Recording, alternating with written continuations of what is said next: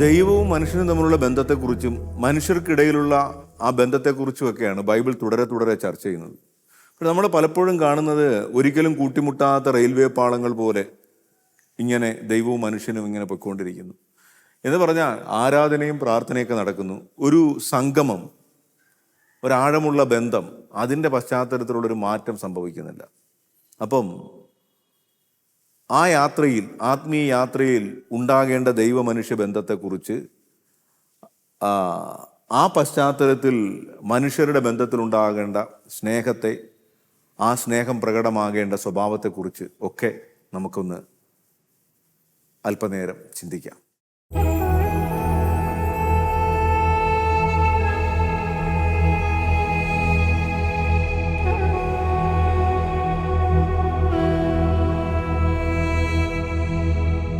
പൊതുവെ എല്ലാവരും പറയാറുണ്ട് പുതിയ പിള്ളേർക്ക് ദൈവഭയമില്ല എന്നൊക്കെ.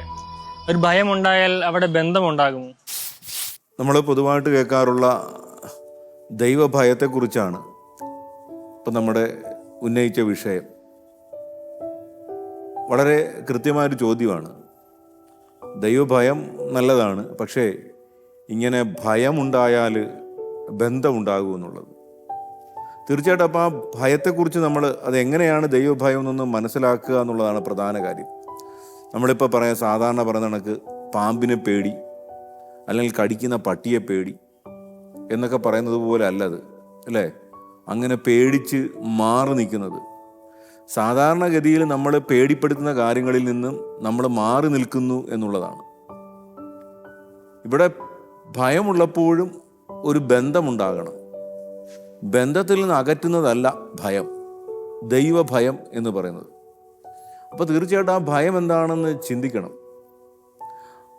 എനിക്ക് തോന്നുന്നു ആ ഭയം എന്ന് പറയുന്നത് ആ ദൈവത്തെക്കുറിച്ച് നമ്മളിൽ ഉണ്ടാകുന്ന ഒരാദരവും ഭക്തിയും എല്ലാം കൂടെ ചേരുന്ന ഒരു വികാരമാണ്. കേട്ടില്ലേ? ഭയഭക്തി ബഹുമാനം, ഇതെല്ലാം കൂടെ ചേരുന്ന. കാരണം ഈ ദൈവം നമുക്ക് സങ്കല്പിക്കാനാവാത്ത വിധം എത്ര വലുതാണ്.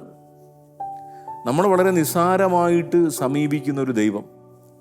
അങ്ങനെ ദൈവത്തോട് പ്രാർത്ഥിച്ചും പറഞ്ഞും ദൈവത്തെക്കുറിച്ചും കേട്ടുമൊക്കെ നമുക്ക് വളരെ നിസ്സാരമായിട്ട് തോന്നും, വളരെ ഈസിലി അക്സസബിൾ. പക്ഷേ ഒന്ന് ധ്യാനിച്ചു തുടങ്ങുമ്പോൾ നമുക്ക് മനസ്സിലാകും, ഈ സർവ്വപ്രപഞ്ചവും സൃഷ്ടിച്ച, ഈ സർവ്വപ്രപഞ്ചം എന്ന് പറഞ്ഞാൽ നമ്മൾ ഈ കാണുന്ന പ്രപഞ്ചം മാത്രമല്ല, ഒരു അദൃശ്യ പ്രപഞ്ചമുണ്ട് നമ്മൾ കാണാത്തത്, അല്ലേ? സൂര്യൻ, ഗ്രഹങ്ങൾ. ഈ സൂര്യൻ്റെയൊക്കെ മുമ്പിൽ ഭൂമി എന്ന് പറഞ്ഞാൽ വെറും ഒരു കുത്തുപോലെയാണ്. ഈ സൂര്യനോ മറ്റു ഗ്രഹങ്ങളുടെ മുമ്പിൽ വെറും ഒരു പോയിന്റാണ്. പിന്നെ നമ്മൾ അറിയാത്ത ഒരുപാട് പ്രപഞ്ചങ്ങളുണ്ടെന്നാണ് പറയുന്നത്. അങ്ങനെയുള്ള മഹാപ്രപഞ്ചത്തിൽ അതിൽ അനേകം കുത്തുകളിൽ ഏറ്റവും ചെറിയ കുത്തായിട്ട് വെറും നിസ്സാരക്കാരനായ ഒരു മനുഷ്യൻ സങ്കല്പിക്കാനാവാത്ത വിധം വലിയൊരു ദൈവത്തെയാണ് സമീപിക്കുന്നത്. ആ ദൈവത്തിൻ്റെ മജസ്റ്റി, ആ ഗ്ലോറി, അത് തിരിച്ചറിയുമ്പോൾ നമ്മളിൽ ഉണ്ടാകുന്ന ആദരവ് നിറഞ്ഞൊരു വികാരം, അതിന് പറയുന്ന പേരാ ഭയമെന്ന്. അതിന് നമ്മൾ സാധാരണ നാട്ടിൻപുറത്ത് കേൾക്കാറുള്ള പേടി എന്ന് പറയുന്നതുമായിട്ട് കൂട്ടിക്കെട്ടി ചിന്തിക്കുമ്പോഴാണ് ഈ പ്രശ്നം ഉണ്ടാകുന്നത്, അല്ലേ?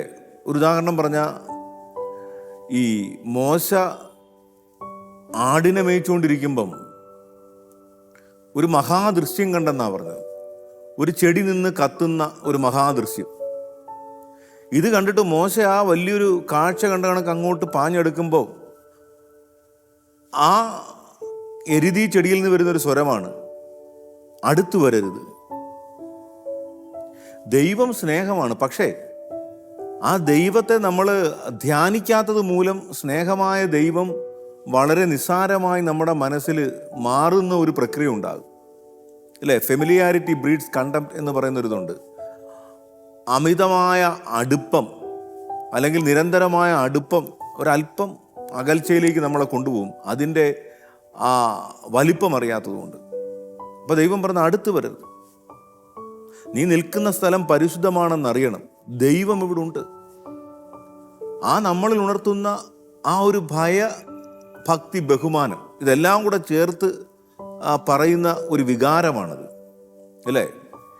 എനിക്ക് തോന്നുന്നു വിശുദ്ധ ജോൺ മരിയ വിയാനിയാണെന്ന് തോന്നുന്നു പറഞ്ഞിട്ടുണ്ട്, നമ്മൾ എല്ലാ ദിവസവും അർപ്പിക്കുന്ന ഈ ബലിയുടെ യഥാർത്ഥ രഹസ്യം മനസ്സിലാക്കിയാൽ ആ ബലി പൂർത്തിയാക്കാൻ കഴിയാത്ത വിധം ചിലപ്പോൾ ഒരു പുരോഹിതൻ ഹൃദയം പൊട്ടി സ്തംഭിച്ച് അൾത്താരയിൽ മരിച്ചു വീഴുവെന്ന്. നമ്മൾ ദിവസവും ഇങ്ങനെ ഒരു ടൈം ടേബിൾ വെച്ച് കുർബാന ചൊല്ലിക്കൊണ്ടിരിക്കുന്നു, എല്ലാവരും കുർബാന കാണുന്നു. പക്ഷെ ഒന്ന് ധ്യാനിക്കുമ്പം ഈ വലിപ്പം, ഈ മജസ്റ്റി നമ്മുടെ മനസ്സിൽ നിറയുമ്പോൾ ഉണ്ടാകുന്ന ഒരു വികാരം. ഒപ്പം തന്നെ നമ്മൾ തെറ്റുകളിലൂടെ കടന്നു പോകുമ്പോൾ, ദൈവത്തെ ഉപേക്ഷിച്ച് അങ്ങനെ പോകുമ്പം, ഈ ലോകത്തെ പറ്റിച്ച് പോകുമ്പോൾ ഈ മനുഷ്യരെ എല്ലാം നമുക്ക് വഞ്ചിച്ചു പോകാം. പക്ഷെ അവസാനം ഒരു അന്ത്യവിധി ഉണ്ടെന്ന് ബൈബിളിൽ വായിക്കും. എല്ലാം ദൈവം കാണുന്നു, അറിയുന്നു. ആ ദൈവത്തോട് നമുക്കൊരു അക്കൗണ്ടബിലിറ്റി ഉണ്ട് എന്നൊക്കെ മനസ്സിൽ സൂക്ഷിക്കുന്നത്, അതിനും ദൈവ ഭയം എന്ന് നമ്മൾ പറയും. യഥാർത്ഥ നീതി നടപ്പാക്കുന്ന ഒരാൾ. പക്ഷെ ഇതിൻ്റെയൊക്കെ അർത്ഥം നമ്മൾ സാധാരണ ചെറുതാക്കി ചിന്തിക്കുന്ന പോലെ, ഇന്ന് രാവിലെ പ്രാർത്ഥിച്ചില്ല, അതുകൊണ്ട് വണ്ടി ഓടിച്ചുകൊണ്ട് പോയ എൻ്റെ വണ്ടി ഒന്ന് ഒരഞ്ഞു, ഇന്ന് രാവിലെ പ്രാർത്ഥിക്കാഞ്ഞോണ്ടാണ്, അല്ലെ പള്ളിയിൽ പോകാഞ്ഞോണ്ടാണ്. ഈ നമ്മൾ ചെയ്യുന്ന തെറ്റുകൾക്കൊക്കെ ഇങ്ങനെ കണക്ക് വെച്ച് നമ്മളിങ്ങനെ വഴിയരികത്തും യാത്രാസ്ഥലത്തും ഒക്കെ ഇട്ട് പീഡിപ്പിക്കാൻ നിൽക്കുന്ന ഒരാളാണ്. അതുകൊണ്ട് ദൈവത്തെ ഒന്ന് സുഖിപ്പിച്ച് നിർത്തണം എന്ന് വിചാരിച്ച് ഇങ്ങനെ ടെൻഷൻ അടിച്ച് നടക്കുന്നതല്ല ഈ പേടി എന്ന് പറയുന്നത്. അതല്ല ദൈവഭയം. കുറെ കൂടെ അത് സ്നേഹത്തിൻ്റെതാണ്. ഇത്രയും വലിയ ദൈവം എൻ്റെ പ്രാർത്ഥന കേൾക്കാനും എൻ്റെ ധ്യാനത്തിന് മുമ്പിൽ തെളിഞ്ഞു വരാനും ആ ദൈവം മനുഷ്യനായി വരാനും ഒക്കെ ഇടയായെങ്കിൽ എത്ര വലിയ സ്നേഹമാണത്. ആ സ്നേഹത്തെ ആദരവോടെ കാണണ്ടേ? അതാണ് ദൈവഭയം. ഉദാഹരണത്തിന് വീട്ടിലെ അപ്പനെ കുറിച്ച് തന്നെ എടുക്കൂ. അപ്പനെ എപ്പോഴും പേടിച്ചിരിക്കേണ്ട കാര്യമില്ല മക്കള്. മറിച്ചൊരു തെറ്റ് ചെയ്താ എന്നെ ഇത്രമാത്രം സ്നേഹിക്കുന്ന അപ്പൻ ദുഃഖിക്കും. ആ അപ്പന് വിഷമമുണ്ടാകരുത് എന്ന മനസ്സിൻ്റെ ജാഗ്രത ഭയമാണ്. എൻ്റെ ഒരു കൈപ്പിഴ വന്നാൽ ഇത്രമാത്രം സ്നേഹമുള്ള അപ്പൻ ദുഃഖിക്കും. ആ അപ്പനെ വലിയ ശ്രദ്ധയോടെ കരുതണം. ഇതിനെയൊക്കെയാണ് നമ്മൾ ഈ ദൈവഭയം എന്ന് മനസ്സിലാക്കേണ്ടത്. അല്ല നമ്മൾ സാധാരണ ചിന്തിക്കുന്നത് പോലെ ഇല്ലേ, എനിക്ക് ജോലി കിട്ടാത്തത് എന്താ, പലരും പറഞ്ഞ് എൻ്റെ അടുത്ത് അവിടെ പോയി പ്രാർത്ഥിക്കാം. ഞാൻ പ്രാർത്ഥിച്ചില്ല, അവിടെ പോയില്ല, അതുകൊണ്ട് ജോലി കിട്ടിയില്ല. കണ്ട, കർത്താവ് പണി തന്നു. ഇങ്ങനെ പണി തരുന്ന ഒരാളായിട്ട് ദൈവത്തെ കണ്ട് പേടിക്കുന്നതല്ല. അങ്ങനെ ആകുമ്പോൾ നമ്മൾ ബേസിക്കലി ദൈവത്തെക്കുറിച്ച് തന്നെ തെറ്റായിട്ട് ചിന്തിക്കുകയാണ്. ആ ദൈവത്തിൻ്റെ വലിപ്പത്തെക്കുറിച്ചുള്ള ധാരണയാണ്. വലിയവനായ ദൈവം, വലിയവൻ എന്നൊക്കെ പറയുമ്പോഴും നമ്മുടെ വാക്കുകളുടെ പരിമിതിയാണ്, അങ്ങനെ പറഞ്ഞു തീർക്കാൻ പറ്റുന്നതല്ല. ആ മഹാദൈവം എത്ര വലിയ സ്നേഹത്തോടെയാണ് നമ്മളോട് പെരുമാറുന്നത്. ആ സ്നേഹത്തോട് നമ്മൾ എങ്ങനെ പ്രത്യുദ്ധരിക്കും? ഇങ്ങനെയുള്ള വിചാരങ്ങളുടെ ആകെ തുകയാണ് ഈ ഭയം എന്ന് പറയുന്നത്. അപ്പം ഇങ്ങനെയുള്ള വിചാരങ്ങളെല്ലാം ഉണ്ടാകുമ്പോൾ ആ ദൈവത്തോടുള്ള ആത്മാർത്ഥമായ സ്നേഹം ഉടലെടുക്കും. ആ സ്നേഹമാണൊരു ബന്ധം. നമ്മൾ പറയുന്ന മറ്റൊരു തരത്തിലുള്ള ഭയമാണെങ്കിൽ ഭയന്ന് മാറാനേ പറ്റൂ. ആദരവ് നിറഞ്ഞ, സ്നേഹം നിറഞ്ഞ, വിനയം നിറഞ്ഞ ആ ഭയം യഥാർത്ഥത്തിൽ ഒരു ബന്ധത്തിലേക്ക് നമ്മളെ കൊണ്ടുപോകുന്നത് തന്നെയാണ്. അങ്ങനെ അടുക്കുംതോറും നമുക്ക് മനസ്സിലാകും ഈ വലിയ ദൈവം എത്ര ചെറുതായി നമ്മളോട് പെരുമാറുന്നു. അതിനനുസരിച്ച് വളരെ ആർദ്രമായൊരു ബന്ധം നമ്മൾ രൂപപ്പെടുത്തിക്കൊണ്ടേയിരിക്കും. അങ്ങനെയാണ് അതിനെ മനസ്സിലാക്കേണ്ടത് തോന്നുന്നു.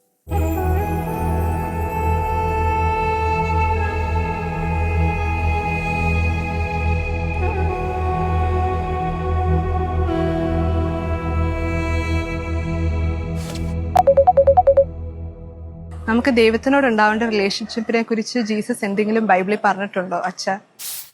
തീർച്ചയായിട്ടും. യേശുക്രിസ്തുവിനെ അല്ലെങ്കിൽ ദൈവവുമായിട്ടുള്ള ഒരു ബന്ധത്തിലേക്ക് എത്തുന്നത് തന്നെയാണ് ബൈബിളിൻ്റെ അടിസ്ഥാനം.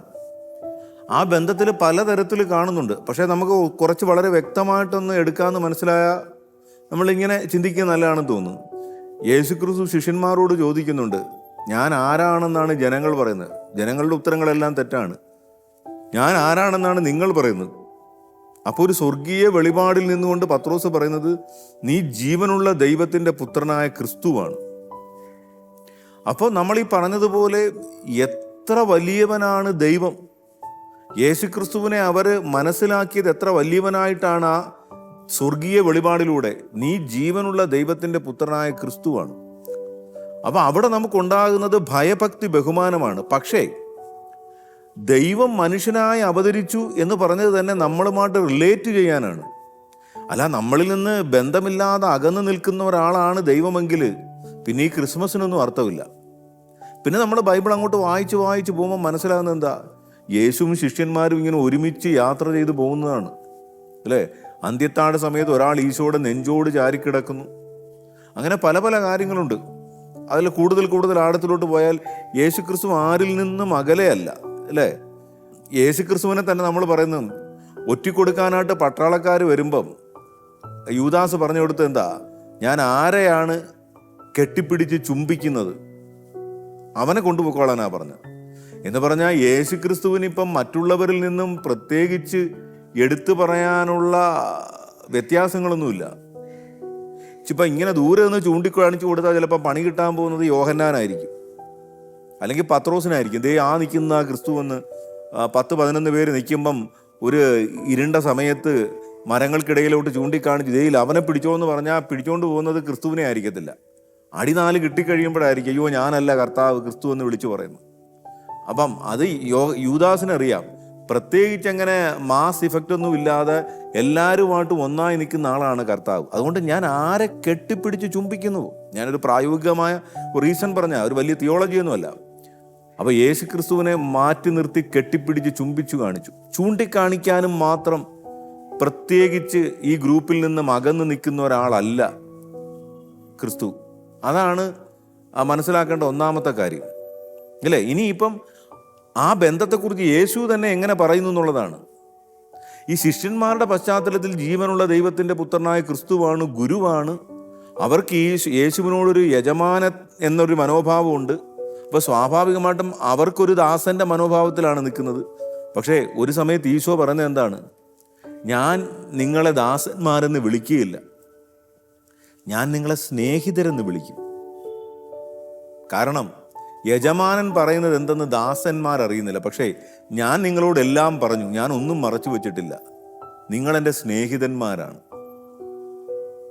അപ്പം ദൈവം മനുഷ്യൻ്റെ മുമ്പിൽ വെച്ച് നീട്ടുന്നൊരു ബന്ധം സ്നേഹിതൻ്റെതാണ്. എന്നാൽ അതേസമയം ഈശോ ഞങ്ങളെ പ്രാർത്ഥിക്കാൻ പഠിപ്പിക്കണേന്ന് പറയുമ്പോൾ പറയുന്നുണ്ട്, നിങ്ങൾ ഇങ്ങനെ പ്രാർത്ഥിക്കുവിൻ, സ്വർഗസ്ഥനായ ഞങ്ങളുടെ പിതാവേ എന്ന് പറഞ്ഞാൽ അപ്പാന്ന് വിളിക്കുവിൻ. അവിടെ ഈശോ ഒരു ബന്ധത്തെക്കുറിച്ചാണ് പറഞ്ഞത്. ഒരു പ്രാർത്ഥന രണ്ടാമത്തെ കാര്യമാണ്. പ്രാർത്ഥിക്കാൻ പറയുമ്പോൾ ഈശോ പറയുന്ന അപ്പാന്ന് വിളിക്കാനാണ് പറയുന്നത്. കാരണം അപ്പാന്ന് വിളിച്ചില്ലെങ്കിൽ പിന്നെ എങ്ങനെ പ്രാർത്ഥന? ആദ്യം ഒരു ബന്ധം. അപ്പം അപ്പനും മക്കളും തമ്മിലുള്ള ബന്ധം. ഇനി ആ അപ്പനും മക്കളും തമ്മിലുള്ള ബന്ധത്തിൽ തന്നെ ഉണ്ടാകുന്ന ഒരു സൗഹൃദം, സ്നേഹിതൻ. അപ്പോൾ ബൈബിളിൽ ദൈവം നമ്മളൊരു ബന്ധത്തിലേക്ക് കൂട്ടിക്കൊണ്ടുപോകുന്നു. അപ്പോൾ ബന്ധത്തെക്കുറിച്ച് എന്താ പറഞ്ഞിരിക്കുന്നത് ചോദിച്ചാൽ പ്രധാനമായിട്ട് നമ്മൾ ഇതൊക്കെയാണ് ചിന്തിക്കേണ്ടത് ഇല്ലേ. അപ്പാന്ന് വിളിക്കാൻ പറയുന്നു, ഞാൻ നിങ്ങളെ സ്നേഹിതരെന്ന് വിളിക്കും. ഈ ബന്ധത്തിലെല്ലാം ഉണ്ട്. അപ്പനോടുള്ള ഭയഭക്തി ബഹുമാനമുണ്ട്, സുഹൃത്തിനോടുള്ള അടുപ്പമുണ്ട്. അതിനും അപ്പുറത്ത് നമുക്ക് മനസ്സിലാക്കാൻ കഴിയാത്ത പ്രാർത്ഥനയുടെ ആഴങ്ങൾ തേടുമ്പോൾ കൂടുതൽ മനസ്സിലാകുന്ന ഒരു മിസ്റ്റിക്കൽ റിലേഷൻഷിപ്പ്, ഒരു വണ്ണസ്, ഐക്യം. ഈശോ പറഞ്ഞില്ലേ, ഞാനും എൻ്റെ പിതാവും ഒന്നാണ്. എന്നിട്ട് യോഹന്നാൻ്റെ സുവിശേഷം 17 അധ്യായത്തിൽ പറഞ്ഞ, പിതാവേ ഞാനും അങ്ങും ഒന്നായിരിക്കുന്ന പോലെ ഇവരും നമ്മളിൽ ഒന്നാകാൻ വേണ്ടി പ്രാർത്ഥിക്കുന്നു. അപ്പനാണ്, മകനാണ്, മകളാണ്, സുഹൃത്താണ്, അതുമൊക്കെ കടന്നുപോയി നമ്മൾ ഒന്നാണ്. അങ്ങനെയൊക്കെയുള്ളൊരു വലിയ ബന്ധത്തെക്കുറിച്ച് പറയുന്നു. മാത്രമല്ല ഈ ബന്ധമാണ് ബൈബിൾ പ്രധാനത്തിൽ പറയുന്നതും. ഈ ബന്ധത്തിലാണ് ബാക്കി കാര്യങ്ങൾ സംഭവിക്കുന്നത്. ഈ ബന്ധത്തിൻ്റെ ഒരു ഔട്ട്വേർഡ് റിസൾട്ടായിട്ടാണ്, ഈ ബന്ധത്തിൽ നിന്ന് ഉരുത്തിരിയുന്ന കാര്യങ്ങളാണ് ബൈബിളിൽ സംഭവിക്കുന്നതൊക്കെ.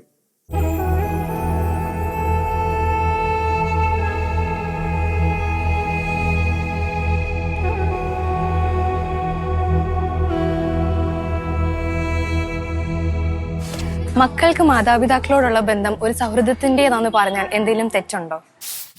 തീർച്ചയായിട്ടും മനുഷ്യർക്കിടയിലുള്ള ബന്ധങ്ങളിലും ഈ സൗഹൃദം എന്നൊരു ബന്ധത്തിന് വലിയ സ്ഥാനമുണ്ട്. ഈ മാതാപിതാക്കൾ മക്കളോടും പുലർത്തേണ്ട ഒരു സൗഹൃദമുണ്ട്.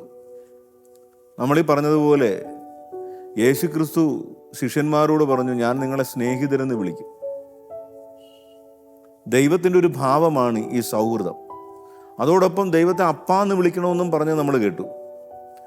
അപ്പം അപ്പനും അമ്മയും എന്നൊക്കെ പറയുന്നത് ഒരു അധികാരത്തിൻ്റെ ബന്ധം എന്നതിനേക്കാൾ ആധികാരികതയുടെ ബന്ധമാണ്. അധികാരം എന്ന് പറഞ്ഞാൽ എന്താ? എനിക്ക് എൻ്റെ മക്കളാണ്, അപ്പം എനിക്ക് അവരുടെ മേൽ അധികാരമുണ്ട്, അതുകൊണ്ട് ഞാൻ പറയുന്നത് അനുസരിക്കണം, ഞാൻ പറയുന്ന കണക്ക് തന്നെ നടക്കണം. ആ അധികാരമല്ല, മറിച്ചൊരു ആധികാരികത, ജീവിതത്തിൻ്റെ ആധികാരികത. ഞങ്ങൾ ദൈവത്തിൽ വിശ്വസിച്ചു, ദൈവികമായി ജീവിക്കുന്നു. ആ ജീവിതത്തിൻ്റെ ആധികാരികത കൊണ്ട് മക്കളോട് അവർ സംസാരിക്കണം. സാധാരണ നമ്മൾ എല്ലായിടത്തും കാണാറുള്ള ഒരു കോൺഫ്ലിക്റ്റാണ്. മാതാപിതാക്കൾ അവർക്ക് മക്കൾക്ക് വേണ്ടി ചെയ്തതിൻ്റെ കഷ്ടപ്പാടിൻ്റെ കണക്ക് പറഞ്ഞും ഒക്കെ ഇവരെ ഇങ്ങനെ ഒരു ഇമോഷണൽ ബ്ലാക്ക് മെയിലിങ്ങിൽ നിർത്താൻ ശ്രമിക്കുന്നത്. അവരങ്ങനെ ഉദ്ദേശിക്കുന്നില്ലെങ്കിൽ എല്ലാവരും പറയുന്നത് കഷ്ടപ്പെട്ട കണക്കുകൾ, ഇല്ലേ, നൊന്ത് പ്രസവിച്ചതിൻ്റെ കണക്കൊക്കെ പറയും. അതൊന്നും കുട്ടികളൊന്നും മൈൻഡ് ചെയ്യാൻ പോകുന്നില്ല. അതിനിപ്പോൾ ഞാനെന്ത് ചെയ്യണമെന്ന് അവർ ചോദിക്കും. അല്ലെങ്കിൽ കുറേ കാശ് ചിലവാക്കി പഠിപ്പിച്ചു. സ്നേഹമുണ്ടെങ്കിലും മാതാപിതാക്കൾ ഇതൊക്കെ പറഞ്ഞുകൊണ്ടിരിക്കും. അപ്പോൾ ഇതൊക്കെ ബന്ധത്തിൽ അറിയാതെ കയറുന്ന ഒരു അവകാശവും അധികാരവുമാണ്. പക്ഷെ ബന്ധത്തിൽ ആദ്യമായിട്ട് നമ്മൾ മനസ്സിലാക്കേണ്ട കാര്യം, ഓരോ മാതാപിതാക്കളും മനസ്സിലാക്കേണ്ട കാര്യം, സത്യത്തിൽ നിങ്ങൾക്ക് കുഞ്ഞുങ്ങളില്ല എന്നുള്ളതാണ്. കുഞ്ഞുങ്ങളില്ല എന്ന് പറയുമ്പോൾ പിന്നെ ഈ കാണുന്ന എന്താ? അത് ദൈവത്തിൻ്റെ കുഞ്ഞുങ്ങളാണ്. ദൈവം തൻ്റെ മക്കളെ നിങ്ങളെ ഏൽപ്പിക്കുന്നു. ഇപ്പം നമ്മൾ തിരുക്കുടുംബത്തിൻ്റെ കാര്യം പറയുന്നില്ലേ? പരിശുദ്ധാത്മാവിൻ്റെ ദൈവപിതാവിൻ്റെ മകനെ നസറത്തിലെ ജോസഫിനും മറിയയ്ക്കും ഏൽപ്പിച്ചു. എല്ലാം ദൈവത്തിൻ്റെതാണെങ്കിൽ നിങ്ങളുടെ മക്കളും ദൈവത്തിൻ്റെതാണ്. ആ ദൈവത്തിന് വേണ്ടി മക്കളെ വളർത്തുന്നു എന്നൊരു ജാഗ്രതയും ശ്രദ്ധയും ഉണ്ടാകണം. ഒരു സൗഹൃദത്തിൻ്റെ ബന്ധത്തിലേക്ക് കടക്കാതെ, ഈ സൗഹൃദത്തിൻ്റെ ബന്ധം എന്ന് പറഞ്ഞാൽ എന്താ? നമ്മൾ സാധാരണഗതിയിൽ പറയും വാടാ പോടാ റിലേഷൻഷിപ്പ് എന്ന് പറയും. ഈ വാടാ പോടാ റിലേഷൻഷിപ്പ് എന്ന് പറയുമ്പം അപ്പനെയും അമ്മയും പേരിട്ട് വിളിക്കുന്നതോ അല്ലെങ്കിൽ വാടാ പോടാന്ന് പറയുന്നതല്ല. ഒരു സമത്വത്തിൻ്റെ റിലേഷൻഷിപ്പ്. ആരും വലുതല്ല ചെറുതല്ല. സുഹൃത്തുക്കളോട് എന്തും പറയാം, എന്തും ഷെയർ ചെയ്യാം. പക്ഷേ ഈ സൗഹൃദം നഷ്ടപ്പെട്ട് കഴിഞ്ഞാൽ പിന്നെ അപ്പൻ വലുതായി, അമ്മ വലുതായി, മക്കൾ ചെറുതായി. അവിടെ അനാവശ്യമായ ഒരു ഗ്യാപ്പ് ഉണ്ടാകുന്നു. ഈ സൗഹൃദത്തിൽ നിന്ന് അങ്ങോട്ടും ഇങ്ങോട്ടും ഹൃദയത്തിന് ഒരു ഒഴുക്കുണ്ട്. ആ സൗഹൃദം ഉണ്ടാകണമെങ്കിൽ എല്ലാ ബന്ധത്തിലുള്ള ഒരു അധികാരം നമ്മൾ കുറയ്ക്കണം. ഈ അധികാരം ഉണ്ടാകുന്നത് എന്താണ്? ഇത് എൻ്റേതാണെന്നുള്ള, അല്ലേ, എൻ്റെ ഭാര്യ എന്ന് ചിന്തിച്ചു കഴിഞ്ഞാൽ, അല്ലെങ്കിൽ ദൈവമാണ് ഞങ്ങളെ യോജിപ്പിച്ചത് എന്ന് ചിന്തിക്കാതെ ഞാൻ ജോലിക്കാരനാണ്, എനിക്ക് കാശുണ്ട്, അതുകൊണ്ട് എനിക്കൊരു പെണ്ണിനെ കിട്ടി എന്നൊക്കെ ചിന്തിച്ചാൽ പിന്നെ അനാവശ്യമായ നിയന്ത്രണങ്ങളും, അല്ലെങ്കിൽ ഒരു സിനിമയിൽ പറയുന്ന കണക്ക് ഞാൻ ആവശ്യത്തിന് സ്വാതന്ത്ര്യം കൊടുക്കാറുണ്ട്, അങ്ങനെയൊക്കെ പറയുമ്പോൾ ഒരാൾ അധികാരത്തിൻ്റെ പൊസിഷനിലാണ് നിൽക്കുന്നത്. ഒരു ഉദാഹരണത്തിന് നിങ്ങളൊന്ന് ചിന്തിച്ചു നോക്കൂ. നിങ്ങളുടെ മക്കൾ ഒരു തെറ്റ് ചെയ്താൽ നിങ്ങൾ പെട്ടെന്ന് ദേഷ്യം വന്ന് അവരെ വഴക്ക് പറയും, ശിക്ഷിക്കും, അല്ലേ? ഒരു ഗ്ലാസ് ഇട്ട് പൊട്ടിച്ച് ഉടനെ ദേഷ്യം വന്ന് എന്ത് പണിയാടാ കാണിച്ചത്? ഒന്ന് നീ മാറി ചിന്തിച്ചു നോക്ക്. നിങ്ങളുടെ ഒരു കൂട്ടുകാരൻ അയാളുടെ ഭാര്യയായിട്ട് വന്ന് രാവിലെ അവർക്ക് പുറത്തു പോകണം, 5 വയസ്സുള്ള മോനെ നിങ്ങളുടെ വീട്ടിലൊന്ന് നിർത്തി, ഇവിടെ നിൽക്കട്ടെ, വൈകുന്നേരത്ത് വന്ന് കൊണ്ടുപോയിക്കോളാം. അപ്പം നിങ്ങളെ വളരെ സന്തോഷം, നിൽക്കട്ടെ, പയ്യൻ അവിടെ നിൽക്കട്ടെ. പക്ഷേ ഒന്ന് സൂക്ഷിച്ചോണം, ഇത്തിരി കുരുത്തക്കേടാണ്. അതിനെന്താ, പിള്ളേരാകുമ്പോൾ കുരുത്തക്കേട് കാണിക്കത്തില്ലേ? നമ്മൾ ഭയങ്കര അണ്ടർസ്റ്റാൻഡിങ്ങാണ്. കുറച്ച് കഴിഞ്ഞപ്പോൾ ഒരു ശബ്ദം കേട്ടു, അവനൊരു ഗ്ലാസ് ഇട്ട് പൊട്ടിച്ചു. പെട്ടെന്ന് നമുക്ക് ദേഷ്യം കയറിയപ്പോൾ അവനെ കണ്ടപ്പോൾ ചിരിച്ച്, മോൻ്റെ കൈ മുറിഞ്ഞോ? കുഴപ്പമില്ല കേട്ടോ, ഡോണ്ട് വറി. കുറച്ച് കഴിഞ്ഞപ്പോൾ അടുത്ത ശബ്ദം കേട്ടു, അവൻ ഫിഷ് ടാങ്ക് ഇട്ട് പൊട്ടിച്ചു. അപ്പം സഹിക്കാൻ പറ്റിയില്ല. എന്നാലും അയ്യോ മോന് വല്ലതും പറ്റിയോ? കുറച്ച് കഴിഞ്ഞപ്പോൾ അടുത്ത ശബ്ദം കേട്ടു, അവൻ വലിഞ്ഞു കയറി ക്ലോക്ക് തട്ടി താഴെയിട്ട് പൊട്ടിച്ചു. ഇതെല്ലാം ദേഷ്യം വന്നെങ്കിലും സഹിച്ച് അവന് വേണ്ട ഭക്ഷണമൊക്കെ കൊടുത്ത്, ചായ കൊടുത്ത്, പാല് കൊടുത്ത് ഒക്കെ നിർത്തിയേക്കുക, ഹോർലിക്സ് കൊടുത്ത്. സന്ധ്യയായപ്പം അവൻ്റെ അപ്പനും അമ്മയും വന്നപ്പോൾ ഇവിടെ ഒന്നും കാണുന്നില്ല. ഇവിടുന്ന് ഫിഷ് ടാങ്കിൻ്റെ അതൊന്നുമില്ല. പയ്യനൊന്നും അറിയാതെ അയ്യോ അവനെല്ലാം പൊട്ടിച്ചോ. അപ്പം നമ്മൾ അപ്പൻ്റെ അടുത്ത് അമ്മയുടെ അടുത്ത് പറയും, ഓ സാരമില്ല, കൊച്ചിനൊന്നും പറ്റിയില്ലല്ലോ. അത്ര നല്ല മനസ്സോടെ അല്ല പറയുന്നെങ്കിലും നമുക്ക് ആത്മസംയമനം ഉണ്ടായതിൻ്റെ കാരണം എന്താ? ഇതെൻ്റെ മകനല്ല, ഇവൻ എൻ്റെ മകനല്ല, മറ്റൊരാളുടെ മകനാണ്. ആ അധികാരവും അവകാശവും ഇല്ലാത്തത് കൊണ്ട് നമ്മൾ ആത്മനിയന്ത്രണം നമുക്കുണ്ടായി. ഇത് തന്നെ നമ്മൾ സ്വന്തം എന്ന് കരുതുന്ന മക്കളുടെ കാര്യത്തിലും ചിന്തിച്ചാലോ, ദൈവത്തിൻ്റെ കുഞ്ഞാണ്.